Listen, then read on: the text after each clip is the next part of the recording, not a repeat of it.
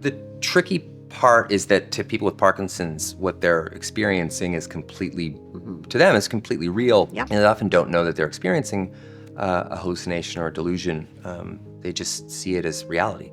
Hallucinations involve seeing or hearing things that others don't. The delusions are really kind of believing things that aren't necessarily true at all. Exactly. Jim came home from a trip, and he was convinced I'd been in the car with him. He said that we had a long conversation, but I was not in the car. He was also convinced that our neighbor was out to get him. I don't know why, but he couldn't get it out of his head.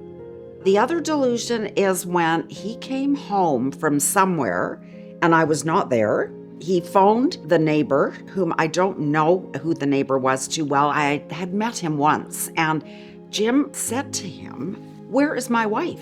You've got my wife, don't you? Yeah, you're just trying to hit on her." And he said, "Jim, I don't even know your wife." Jim was very angry with him, and he actually had the neighbor worried, because Jim was a big, strong guy, and that was very real to him. As a care partner and as a family member, it's important to be able to notice hallucinations and delusions if they arise.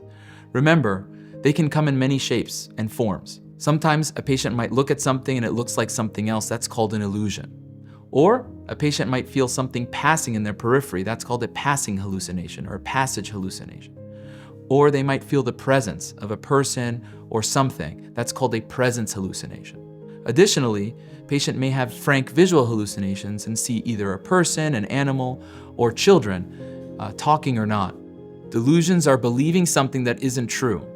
Delusions often involve thinking that people are trying to harm them, steal money, or deceive them. They frequently fixate on spousal infidelity, believing that a loved one is being unfaithful, cheating on them.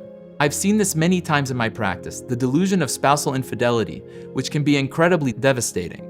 It was tough to see my mom dealing with a lot of these issues that sort of stemmed, I would say, more so from delusions my father was experiencing. Hallucinations, not great, but the delusion aspect was, I think, the most painful part. Hallucinations and delusions can cause significant burden to people living with Parkinson's, and at times, even more so than motor symptoms. Take control before hallucinations and delusions get out of control.